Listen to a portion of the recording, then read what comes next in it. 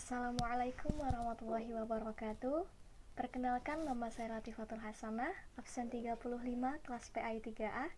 Di sini saya akan menyampaikan sedikit terkait naskah saya, yakni yang berjudul Cara Menghadapi Sikap Sukar Menerima Kekalahan. Kalah menang adalah hal yang biasa dalam kehidupan. Bahkan bagi beberapa orang, menang merupakan motivasi untuk mengembangkan diri menjadi lebih baik lagi. Namun perlu diketahui bahwa tidak dalam semua situasi atau segala hal kita bisa jadi pemenang. Menurut psikolog klinis dewasa, yaitu Julius Stephen MPSI, psikolog, bahwasannya kekalahan adalah hal yang tidak nyaman untuk dirasakan. Normal saja ketika seseorang merasakan kesedihan, kemarahan, atau kekecewaan saat kekalahan menimpanya. Ini karena kaitannya dengan insting seseorang untuk bertahan hidup. Sifat menang sendiri atau sukar menerima kekalahan itu terbentuk sejak kecil. Contohnya saat kita masih anak-anak. Pada saat anak-anak itu berada pada tahap egosentrisme, yang artinya mereka tidak bisa melihat dari sudut pandang lain.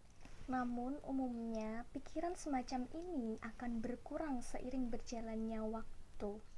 Saat dewasa pun kita juga sering menemukan bahwa ada seseorang yang sukar menerima kekalahannya, contohnya dalam organisasi atau dalam pemilihan sebagainya.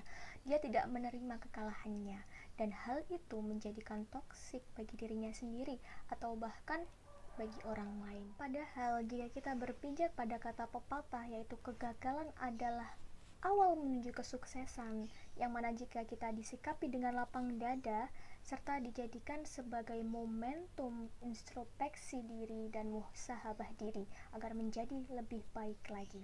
Untuk itu, kita sebagai umat Islam, sesungguhnya Allah Subhanahu wa Ta'ala telah memberikan terapi menghadapi kegagalan sebagaimana yang termaktub dalam Al-Quranul Karim, surah Al-Insyirah, yang berbunyi sebagai berikut. A'udzu billahi minasyaitonir rajim. Bismillahirrahmanirrahim. Alam nasrah laka sadrak wa wada'na 'anka wisrak alladzi anqadha dhahrak wa rafa'na laka dhikrak fa inna ma'al usri yusra fa idza faragta fansab wa ila rabbika farghab.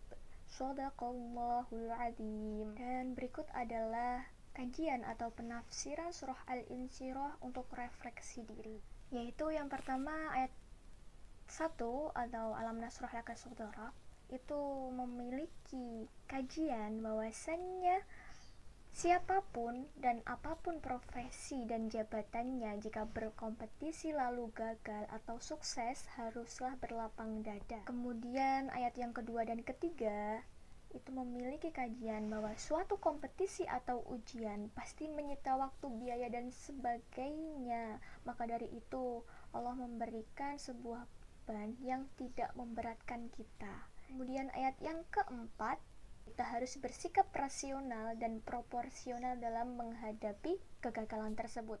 Kemudian pada ayat kelima dan keenam yang berbunyi fa inna ma'al usri yusra,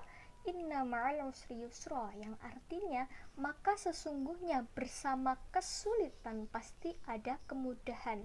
Sesungguhnya bersama kesulitan pasti ada kemudahan. Dalam kalimat itu disebutkan dua kali bahwasanya setiap kesulitan pasti ada kemudahan. Kemudian ayat yang ketujuh memiliki kajian, yaitu tatkala kompetisi dan ujian telah usai, tugas baru kita menanti atau ada tugas baru yang menanti kita.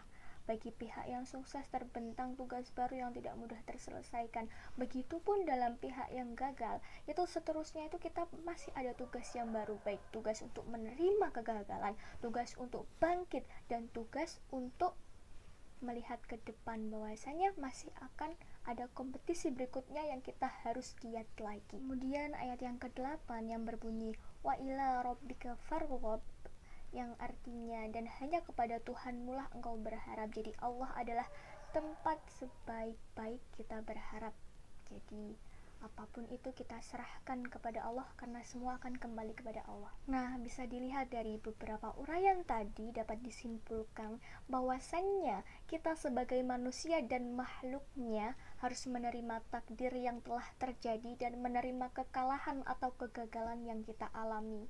Dalam hadis riwayat Abu Dawud pun dituliskan, yaitu yang berbunyi, Innallaha yalumu 'alal 'ajazi walakin 'alaika bil kaisi fa idza ghalabaka amru faqul hasbiyallah wa ni'mal wakil, yang artinya sesungguhnya Allah mencela orang yang lemah, oleh karena itu bangkitlah, dan apabila engkau kalah dalam suatu urusan maka ucapkanlah hasbiyallah wa ni'mal wakil, atau cukup bagiku Allah dan dialah sebaik-baik tempat berserah.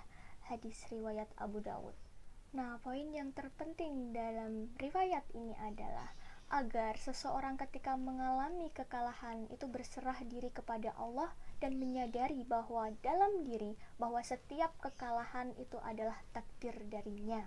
Hasbiyallah wa ni'mal wakil. Oke, demikianlah beberapa hal yang dapat saya sampaikan terkait cara menghadapi sikap yang sukar menerima kekalahan dan beberapa hal yang diajarkan Islam ketika kita mengalami kegagalan atau menerima kekalahannya, baik secara langsung ataupun secara tidak langsung. Apabila dalam penyampaiannya saya banyak kurangnya dan masih ada salahnya, saya mohon maaf yang sebesar-besarnya. Billahi taufiq wal hidayah, waridha wal inayah. Wassalamualaikum warahmatullahi wabarakatuh. Terima kasih.